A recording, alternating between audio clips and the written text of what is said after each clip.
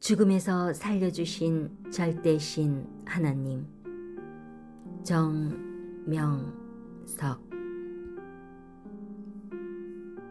24번째 사연. 크레인이 들어올린 33톤 바위가 떨어진 이야기. 월명동 자연성전에서 앞산 돌조경을 처음으로 쌓을 때였다. 나는 그날 앞산 야심작 중간 부분에서 포클레인으로 돌을 쌓고 있었다. 그리고 돌 작업을 하는 다른 한 조는 서쪽으로 50m 떨어진 곳 잔디밭 하단부에서 일하고 있었다. 그들은 33톤 바위 작품을 운동장 바닥에 흙을 쌓아 털을 높인 후 그 위에 올려놓으려고 흙을 2차 실어와서 작업을 하고 있었다. 나와 몇 사람이 야심작 자리에서 돌을 쌓는 동안 얼마의 시간이 흘렀다. 그때 50m 떨어진 곳을 쳐다보니 아직도 흙을 고르는 작업을 하고 있었다. 15명이나 되는 많은 사람들이 일을 하러 갔는데 너무 느리게 하고 있네. 저들이 빨리 하고 와야 나와 같이 이곳에서 일을 할 수 있는데 아직도 안 끝났네 했다. 정말 너무 늦게 한다고 빨리 하라고 소리를 지르고 싶었는데 또 돌작업을 너무 빨리 하다 보면 위험할 수 있으니 소리를 지르려다 참았다. 그리고 10여 분간 나는 다른 사람들과 일을 계속했다. 그때 나는 포클레인으로 돌을 들고 야심작 자리에서 놓을 위치에다 손짓하며 서서히 옮기고 있었다. 이 순간 충격적인 음성이 크게 들렸다. 저기 가봐라! 하는 음성이었다. 어딘가 하고 쳐다보니 사람들이 일하는 쪽이 보였다. 33톤 돌을 놓는 지역이었다. 거기밖에 가볼 곳이 없었다. 하나님의 음성이 들린 것이기에 내가 놓으려던 돌은 쳐다도 안 보고 50m나 떨어진 곳으로 정신없이 뛰어내려갔다. 가보니 크레인으로 33톤 돌을 들어 올려서 돌은 7, 8m 위에 떠 있고 그 밑에는 6, 7명이 들어가 거기 쌓여있는 흙을 높이 끌어모으며 고르고 있었다. 그때 나는 그들이 일하는 곳에 도착하자마자 천둥 번개 치듯 소리를 지르며 이때까지 못들 하는 거야. 나와봐! 하고 고함쳤다.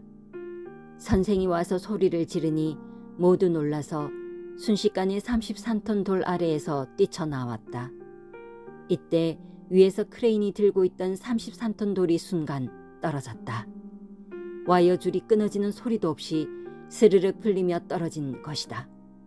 그 돌이 떨어지는 바람에 지진이 난 듯 쿵 하는 소리가 땅을 울렸다. 33톤이라 어마어마하게 큰 돌이었다. 넓적한 돌이라 면적이 넓었다. 작업하는 사람들은 흙을 쌓아놓고 그 위에다 이 돌을 얹으려고 7, 8m 공중에 떠있는 돌 밑에 들어가서 삽과 괭이를 들고 흙을 가운데로 모으고 있었던 것이다. 7, 8m나 되는 높이에서 돌이 떨어지니 바람이 섬뜩하게 스쳤다.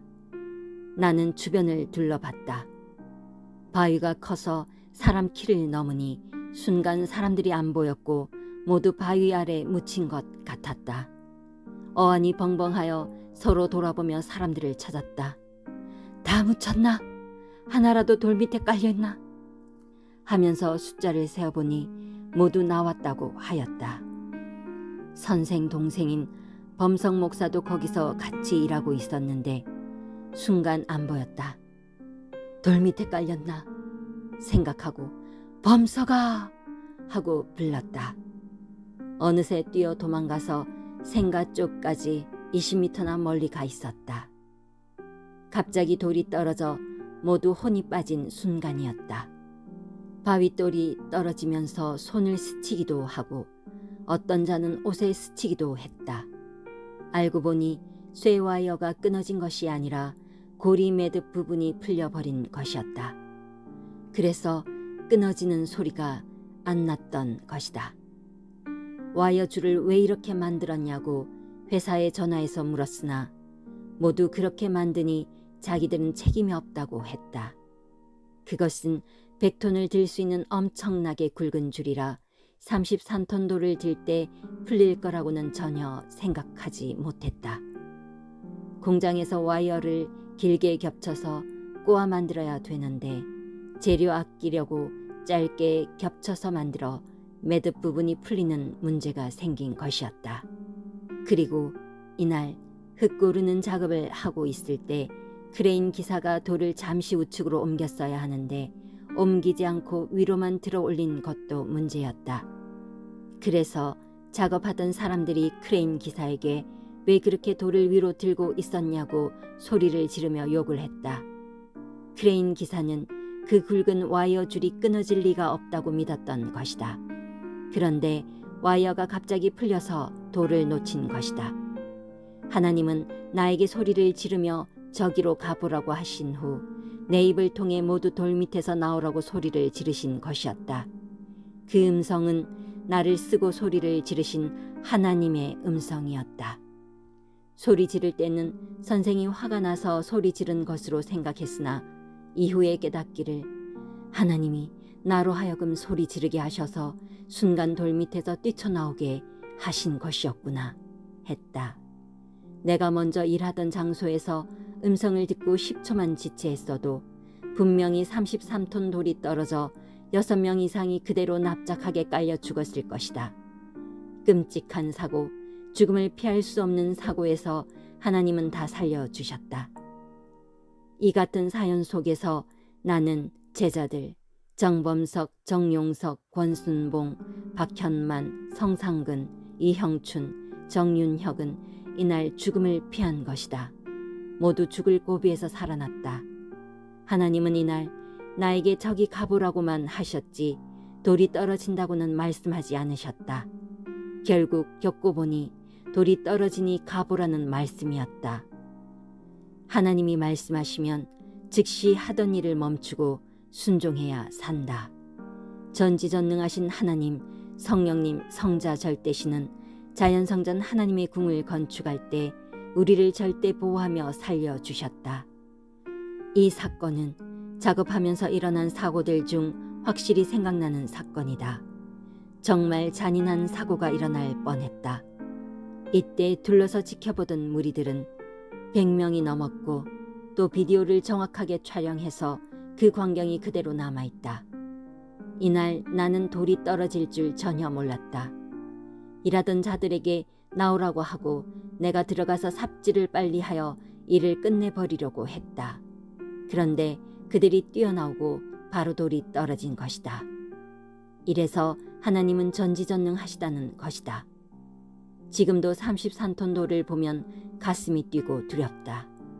그때 하나님이 살려주신 것을 생각할 때 섭리 역사를 펴는데도 하나님은 이와 같이 도우신다는 것을 확신한다. 이를 증거하여 1000년이 가도록 남기려고 그동안 겪고 본 것을 글로 쓴 것이다.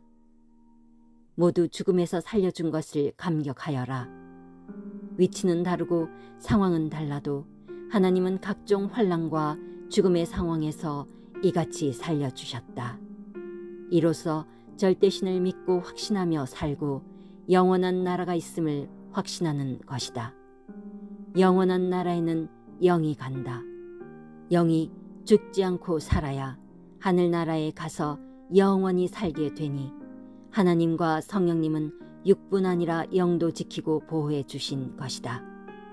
자기 영을 사망에서 이끌어내어 살려주신 것이 얼마나 큰 은혜인지 모두 깨달아야 된다. 33톤 돌은 거기서 옮겨 지금은 성령폭포 쪽 운동장 입구에 놓았다. 다시 옮기지 못하게 놓아버렸다. 이 돌은 예수님의 생애 33세를 상징하는 돌로 33톤 바위라 칭하는 돌이다. 돌이 넓적하여 위에 올라가면 10여 명이 앉을 수가 있다.